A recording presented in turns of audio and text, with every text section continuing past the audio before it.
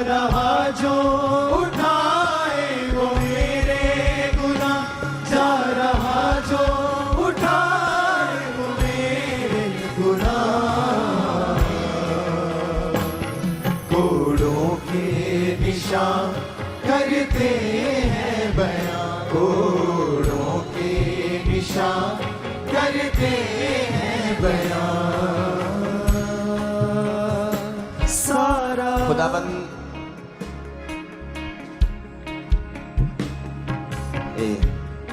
Guitar behave करना। उसने कहा यीशु दोषी ना था फिर भी कुचला गया। यीशु मसीह के ऊपर 6 मुकदमे चले थे, 6 मुकदमे, 3 रिलीजियस, 3 सिविल। 3 मुकदमे धार्मिक थे और 3 मुकदमे सिविल थे, यानी दुनियावी थे। जो रिलीजियस मुकदमे थे, पहले वो हन्ना के पास चला जो महायाजक का ससुर था। दूसरा मुकदमा महायाजक जो हन्ना था, कैफा था, उसके पास चला। और तीसरा मुकदमा यहूदियों की जो अदालत थी उसमें चला। ये रिलीजियस मुकदमे थे। और 3 मुकदमे जो सिविल थे, वो पिलातुस के पास पहला मुकदमा चला, उसके बाद हेरोदेस के पास चला, फिर पिलातुस के पास उसे भेज दिया गया। और अगर आप लॉ देखें तो जीसस क्राइस्ट को पकड़ना इल्लीगल था उनके लॉ के मुताबिक। पहला लॉ यह था कि कोई भी रिलीजियस मुकदमा फीस्ट टाइम पे, त्योहारों के समय में नहीं चलाया जा सकता, क्योंकि वो त्योहारों का समय था, इसलिए जीसस क्राइस्ट यरूशलेम में थे। पर्व के दिन बाइबल में लिखा है जीसस यरूशलेम में थे, पर्व के दिन। तो ये इल्लीगल था पर्व के दिन किसी पर रिलीजियस मुकदमा चलाना, ये इल्लीगल था, ये लीगल नहीं था। पर फिर भी यीशु मसीह के ऊपर मुकदमा चलाया गया। लिखा हर एक कोर्ट का मेंबर जो है, जो इंडिविजुअली वोट करेगा जिसके खिलाफ कन्विक्शन हुई है। पर जीसस को यह मौका नहीं मिला कि हर एक व्यक्ति वोट करे कि सही है या गलत।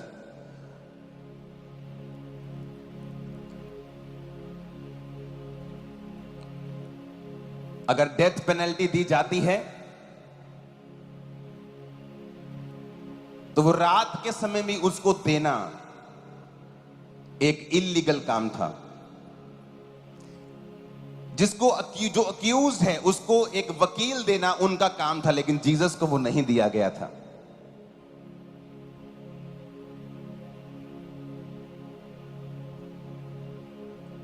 जिसको पर दोष लगाया जाता था उसको बहुत सारे समय और बहुत सारा उसको मौका दिया जाता था अपने आप को guilty proof, non guilty proof करने का कि वो कसूरवार नहीं है। पर जीसस को वो भी नहीं दिया गया। ये थे रिलीजियस मुकदमे, धार्मिक मुकदमे। और जब सिविल मुकदमा यीशु मसीह पे चला तो पिलातुस कहता कि अगर तू मुंह से कह दे कि ये सारी बातें झूठी हैं तो तेरे ऊपर कोई मुकदमा नहीं चल सकता, क्योंकि इनके पास कोई भी प्रूफ नहीं है। वो बार बार उसे बचाने की कोशिश करता गया और कहता गया ये बरअब्बा है, ये डाकू है जिसने तुम्हारे लोगों को मारा है, इसे छोड़ दूं कि जीसस को छोड़ दूं।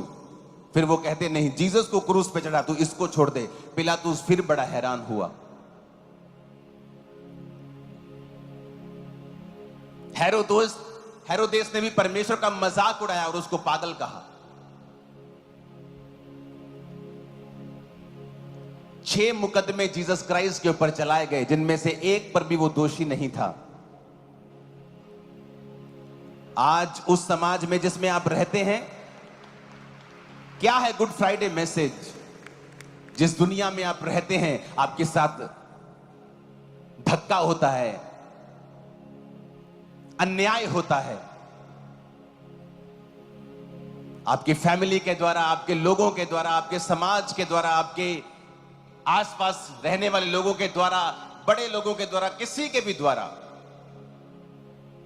और तभी जीसस ने मैसेज दिया है, दुनिया के थके हारे और बोझ नीचे दबे लोगों, मेरे पास आओ, मैं तुम्हें विश्राम दूंगा। अगर तुम मुकदमों से थक चुके हो, फॉल्स एक्यूजेशन से, झूठी तुम पर लगाई जाती हैं तोहमतें, तुम थक चुके हो, तो मेरे पास आओ, क्योंकि वो सारी चीजें मैंने तुम्हारे लिए सही हैं। और आज मैं आपको बता रहा हूं, जो विश्वासी मुकदमों के नीचे हैं, प्रभु ने आज मुझे कहा आप आजाद होने जा रहे हैं बड़ी विक्ट्री के साथ, क्योंकि जीसस ने आपके लिए सह लिया है।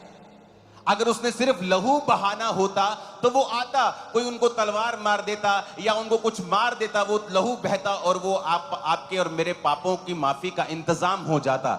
लेकिन बाइबल कहती है कि जीसस ने बिल्कुल राइट, बिल्कुल हर एक चीज का प्राइस पे किया है जीसस क्राइस्ट ने। उसने टॉर्चर सहा, 6 ट्रायल सहे, और बाइबल कहती है, मैं आपको कल भी ये बात बता चुका हूं, उसने मेंटल टॉर्चर सहा। कहां पर?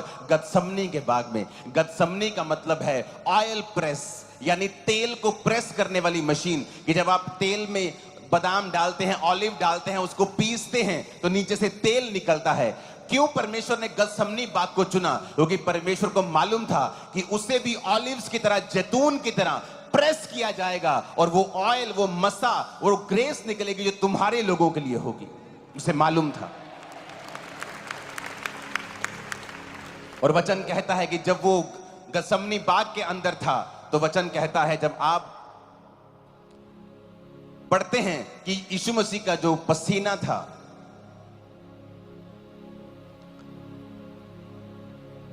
वो ब्लड से मिलकर आ रहा था। लोगों को लगता है कि लिखा है कि खून की तरह, कि वो एक शायद मुहावरा है कि यार खून पसीना एक करता आपा, मतलब बहुत मेहनत की।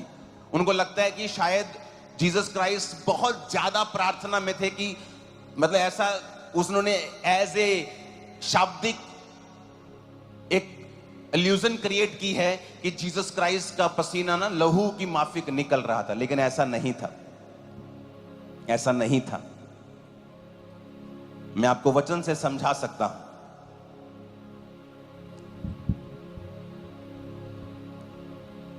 अगर आप भजन संहिता पढ़ेंगे ना, उसकी 12 से 18 में लिखा, बहुत से सांडों ने मुझे घेर लिया है, बशान के बलवंत सांड मेरे चारों ओर घिरे हुए हैं। वे फाड़ने वाले और गर्जने वाले सिंह के समान मुझ पर अपना मुंह पसारे हुए हैं। मैं जल के समान बह गया, मेरी हड्डियों के जोड़ उखड़ गए, मेरा हृदय मोम हो गया, वह मेरी देह के भीतर पिघल गया, मेरा बल टूट गया, मैं ठीकरा हो गया, मेरी जीभ मेरे तालू से चिपक गई, और तू मुझे मारकर मिट्टी में मिला देता है।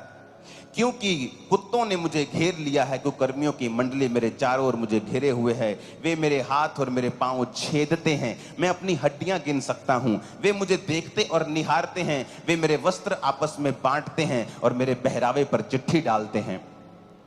ये दुनिया के किसी आदमी के ऊपर वचन लगता नहीं है जीसस क्राइस्ट के अलावा, क्योंकि जीसस क्राइस्ट को मारने से पहले उन्होंने परमेश्वर का कुर्ता, जो परमेश्वर पहनते थे, जो बिना सीन का होता था, बड़ा एक्सपेंसिव कपड़ा होता था। बाइबल कहती है जीसस क्राइस्ट के उस कपड़े को लेने के लिए कि कौन लेगा, कौन सा सिपाही लेगा, उन्होंने चिट्ठी डाली थी, यानी लॉटरी सिस्टम निकाला था, डाइस किया था कि किसका नाम आएगा वही ये कुर्ता लेगा।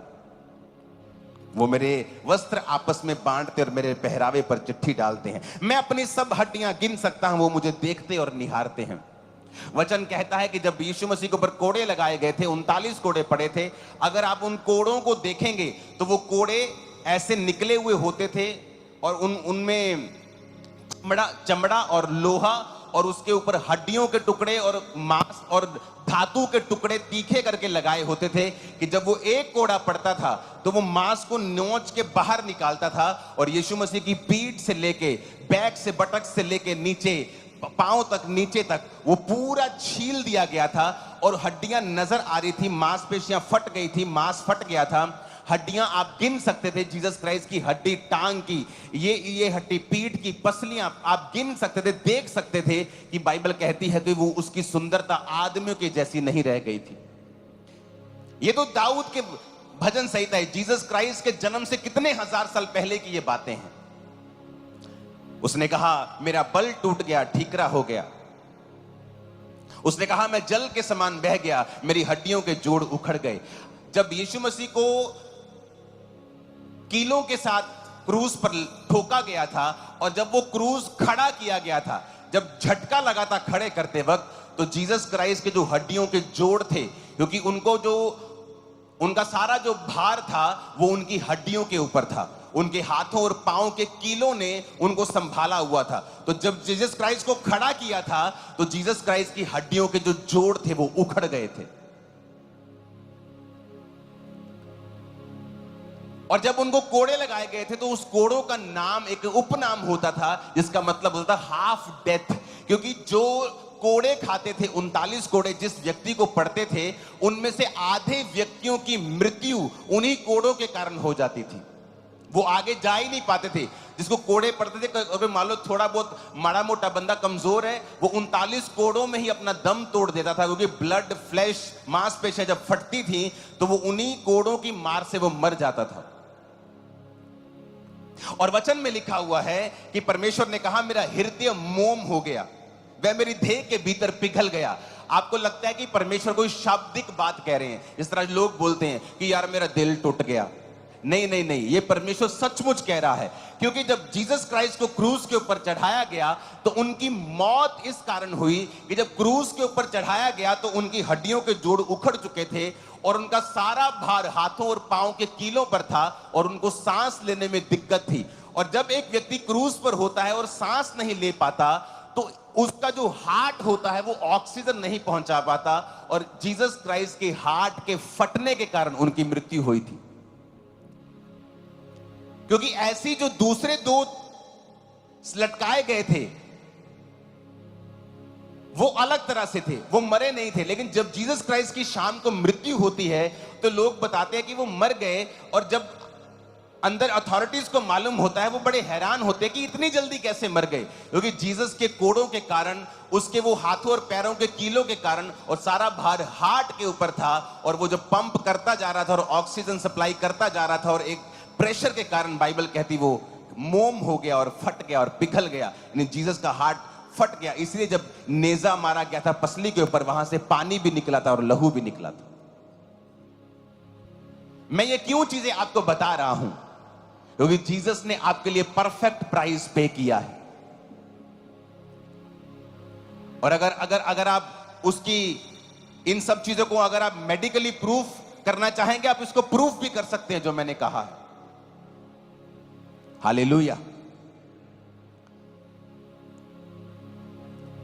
और जब जीसस क्राइस्ट के ब्लड पसीने से निकल रहा था, जब गethsemane बाग में थे, उसका मेडिकल नाम है हेमाटिड्रोसिस। हेमाटिड्रोसिस, इसमें लिखा है tiny blood vessels in the skin break open, कि जो ब्लड वेसल्स हैं आपकी स्किन के छोटे छोटे, blood inside them may get squeezed out through sweat glands, कि जो पसीने वाले ग्लैंड्स हैं ब्लड उनमें चला जाता है और वो फट जाता है और स्किन के स्ट्रक्चर से वो बाहर आने लगता है। इसका नाम है, और वही जीसस को हुआ था। वो स्ट्रेस इस बात का कि परमेश्वर मुझे कल जब मैं क्रूस पे लटकाया जाऊंगा तो वो मुझे छोड़ देगा, ये कुर्बानी थी परमेश्वर की।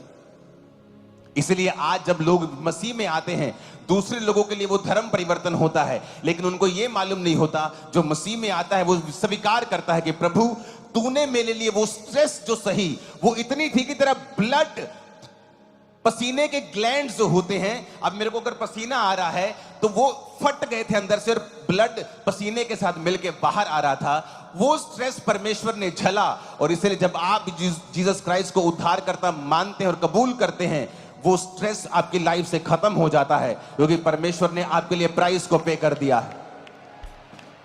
जब मैं परमेश्वर में आया था तो स्ट्रेस लाइफ थी, मालूम नहीं था जीऊंगा कि मरूंगा कि अभी भी सुसाइड करूंगा, लेकिन जब परमेश्वर को समझता गया कि परमेश्वर ने मेरी स्ट्रेस तो खत्म कर दी है, उसने मेरा स्ट्रेस तो फिनिश कर दिया है, उसने तो मेरे स्ट्रेस के लिए लहू बहा दिया है, अब मुझे स्ट्रेस में रहने की जरूरत नहीं है।